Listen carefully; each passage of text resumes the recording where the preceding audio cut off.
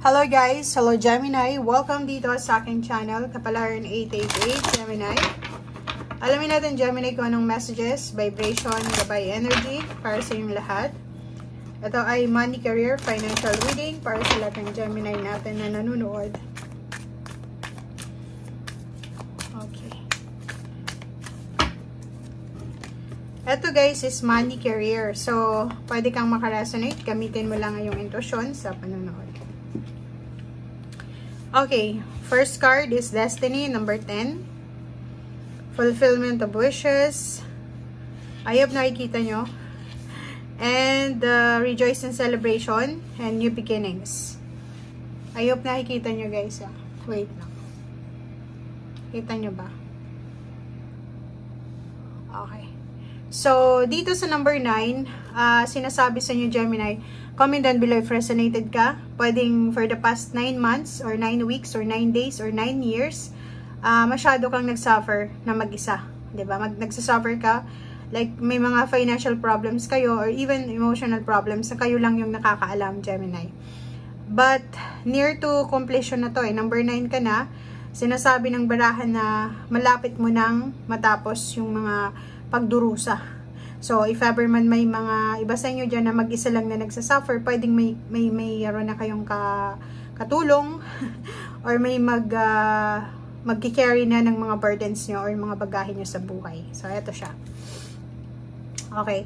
So, first card natin is Destiny. Sinasabi ng barahan sa'yo na isang naka-destiny, isang nakatadhana na achievements, fulfillment of wishes, lalo na sa usaping pera.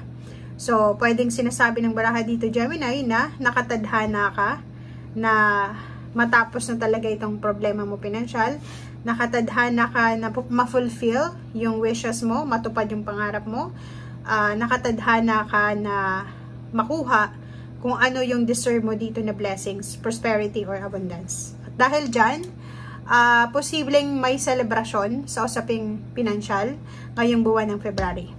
So, kung makikita mo dito, may posibleng celebration dahil na-promote siya.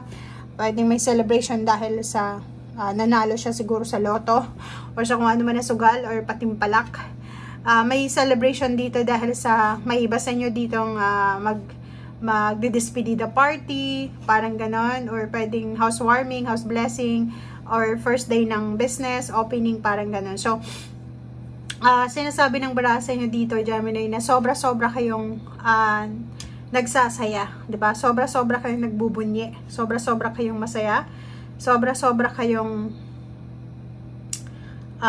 nagse-celebrate dahil maraming magsisimula, maraming darating na blessings, maraming pagpapala na posibleng dumating sa buhay nyo. Okay?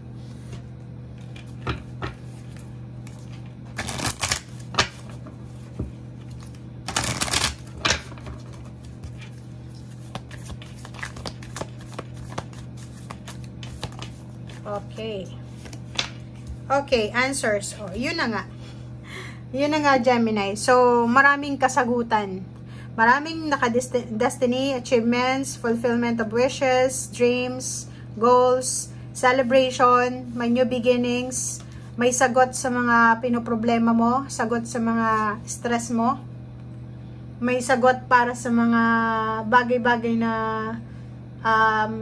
or dahilan na hindi mo pagtulog. Sorry. May kasagutan. Sorry, burp ako. Excuse me. Dito na, parang sinasabi na, andito na yung kasagutan, Gemini. Andito na yung kasagutan para sa mga problema pinansyal. Andito na yung kasagutan, andito na yung clarity. Kung halimbawa dati ay sobrang blurry, kung dati ay nagsasuffer ka lang, kung dati is mag-isa kang nalulungkot or naghahanap ng mga solusyon sa problema pinansyal, sinasabi ng baraha ngayon na parating na yung sagot dyan.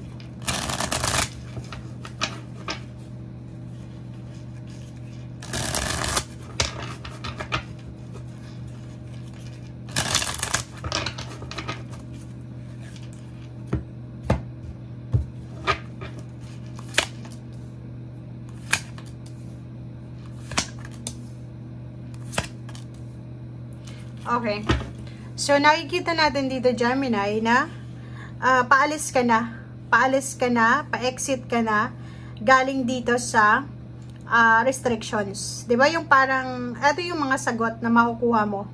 May sagot ka na para dito sa mga sakripisyo mo, sa mga sa sacrifice natin, sa sufferings natin, sa pagod natin. So parang may outcome siya, may positive outcome ka na makikita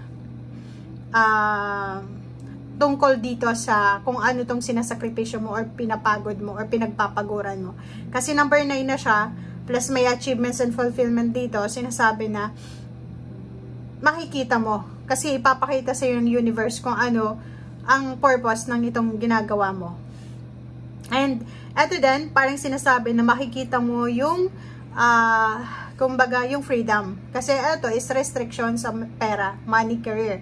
So parang feeling mo walang dumarating sa yung pera, may dumarating pero mabilis lang siya mawala. Parang ganun. So or sinasabi ng barahan na kahit marami kang plano sa buhay, hindi mo masyadong ma-execute dahil kulang ka sa suporta, kulang ka sa pera, or ganito, ganyan. And mag-isa ka lang na nagsasuffer. But now, no, kasi nandito na yung kasagutan. May mga possible na, like dati, siguro hindi ka suportado ng karelasyon mo, ng family mo, or kung sino man ang kailangan mo suporta. But now, sinasabi na maasahan mo yung pamilya mo, maasahan mo yung karelasyon mo, maasahan mo itong partnership na to, tungkol sa pangangailangan mo sa salapi.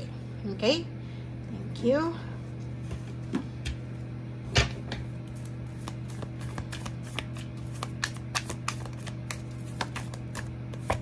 Okay, oh, 'di ba? It's a double confirmation, yung number 9, 9 of Pentacles. Ito din siya, 9 of Pentacles, 9 of Coins, fulfillment of wishes. So double fulfillment of wishes to, guys. So dalawang beses ka na posibleng magse-celebrate ng success this month ng February, na yun ang dahilan kung bakit ka magkakaroon ng celebration. It's either yun, may mga recognition, rewards, awards, may malaking halagang pera, pwedeng natapos mo na yung hinuhulugan mong sasakyan, hinuhulugan mong bahay, lupa, or kung ano man to.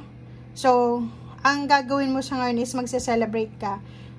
Magiging sobrang lucky ka, fulfilled ka sa usaping emosyonal kasi supported ka ng relationship mo, supportado ka pa ng pamilya mo, and financially, maganda na yung daloy, wala ka na doon sa restrictions, wala ka na doon sa stagnation. And yung sacrifices mo, makikita mo na kung saan mapupunta ito. 'Di ba? So, ano na, nasa outcome ka na, Gemini, nandun ka na sa outcome ng mga pagsasuffer mo ng nakaraan. Okay? Thank you, guys. Bye!